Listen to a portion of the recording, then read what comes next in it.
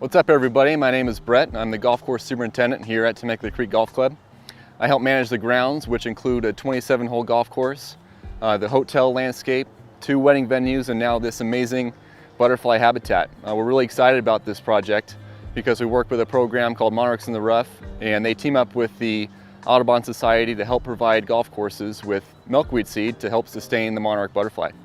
So enough about me. How about we take a tour of this and you guys follow me around and I can point out some really cool things. Okay, we will begin with the intro planter here. We have our official habitat sign that shows off the monarch butterfly. And then also a couple of plants that are really in bloom right now, the Callilophus, the yellow bloomer, commonly known as sundrops. And then we have the California poppy, beautiful orange, yellow bloom that is actually the state flower.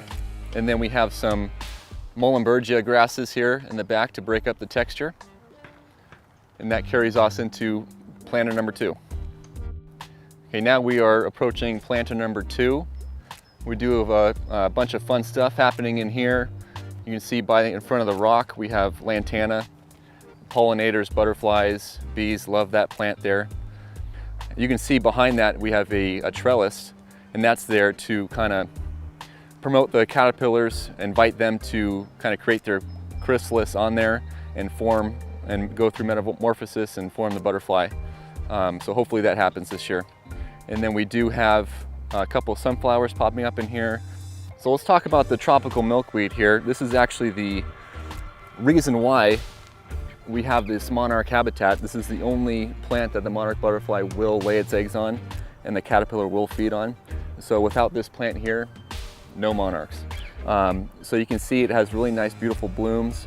It will be in bloom from now until November when it starts to frost. And we think that's what attracts the monarchs, but no one really knows. But without this plant here, there's no monarch butterfly habitat. So let's move on. And the rest of the planter, we have some other native wildflowers and some grasses, some fescue to kind of break up the textures as well. Okay, now moving on to planter number 3, we have a few fun things going on in this planter. We have a butterfly bush here. You can see it's blooming right now, beautiful fuchsia purple bloom, a main attractor of the butterflies here, a good nectar source.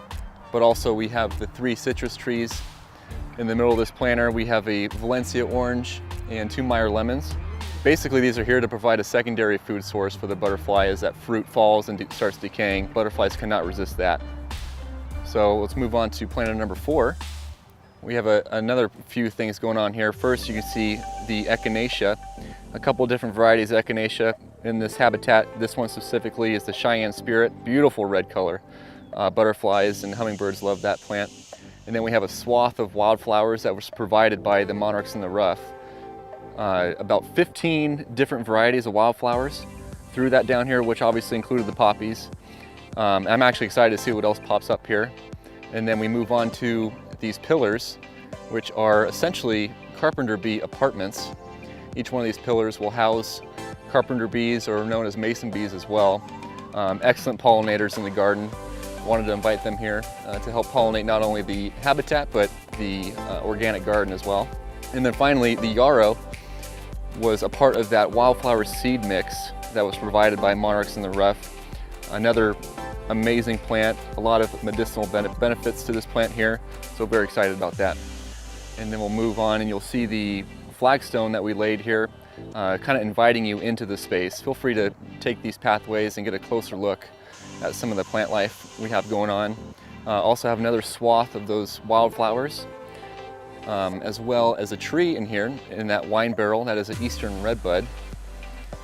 Beautiful, beautiful pink blooms during the spring. And over here we have a trellis. You may have noticed that we have one of these in all 4 of the planters here in the habitat. And the reason for that is to provide a space for the caterpillar to form its chrysalis. And we're hoping the next month or 2 we'll be coming out here and finding some caterpillars hanging from each one of these wires. And that's it for this planter. Well, there you have it, everybody. That is a tour of our butterfly habitat here at Temecula Creek Golf Club. I want to leave you with 2 fun facts. One, our conservation efforts. We're able to essentially save 250,000 gallons of water a year by replacing the existing turf grass and irrigation system with now our wildlife and or plant habitat in our drip irrigation. Also, the design inspiration, if we take you for a butterfly eyes view from above looking down, you'll notice that it is in the shape of a butterfly. So fun little fact there for you. Again, my name is Brett. Thank you for joining me and hope to see you back soon.